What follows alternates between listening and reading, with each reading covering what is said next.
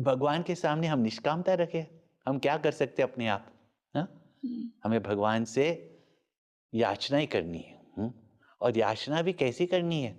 वो मांगना है जो हम अपने प्रयत्न से नहीं कर सकते। अपने प्रयत्न से अगर जो भगवान ने सब कुछ हमें दिया है, तो अगर हम प्रयत्न करते हैं, तो हम उनकी कृपा से ही पा सकते हैं। एब्सोल्युटली। लेकिन जो अपने प्रयत्न से नहीं कर सकते हो, किससे मांगेंगे? भगवान से ही मांग सकते हैं। इसलिए देखो गोस्वामी तुलसीदास जी अपने आप को कहते हैं बुद्धिहीन, हाँ, लेकिन कहा ये 3 चीज दे दो, बल, बुद्धि और विद्या। विद्या देहु।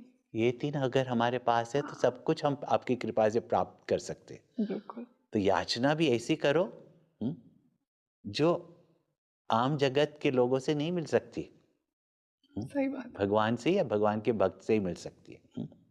और मांगते तो है, अर्पण क्या करना है? अरे भगवान को देना पड़ेगा हमें कुछ। हम्म, देखो क्या गोस्वामी तुलसीदास जी कहते हैं, हाँ, हरहु, कि हम अपने दुखों को देना भी हमें इतनी कंजूसी है कि हम अपने दुख को भी छोड़ते नहीं है। राइट, उससे भी इतने अटैच रहते हैं। हाँ, तो जो हमें दुख देता है उसको कहते हैं क्लेश।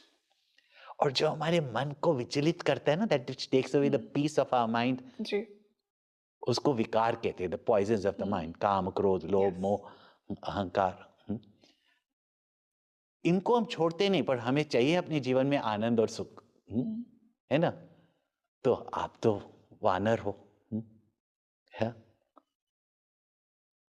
तो आपकी तो आदत ही है चुरा लेना। तो मैं देने में कंजूसी कर रहा हूं, लेकिन आप मुझसे चुरा लो। देखो हमें तो भगवान चाहिए जो चोर हो, चाहे कृष्ण हो या हनुमान जी हो। हमसे क्या चुराएंगे भगवान हाँ, स्वामी जी? अरे जो हम भगवान को देते ही नहीं और जो भगवान के पास है ही नहीं, दुख।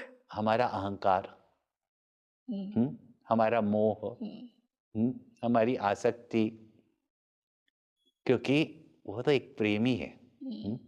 और प्रेमी अपने प्रियतम का कोई दुख नहीं देख सकते। जी। तो इसीलिए हरहु कलेश विकार। मैं अर्पण तो नहीं कर सकता हूं, क्योंकि मैं कैसे अर्पण करूंगा? मुझे तो उससे भी अटैचमेंट है। कितनी राइट। सुंदर बात है देखो। तो कैसे प्रार्थना करनी है, और फिर ऐसी प्रार्थना की जो शक्ति है,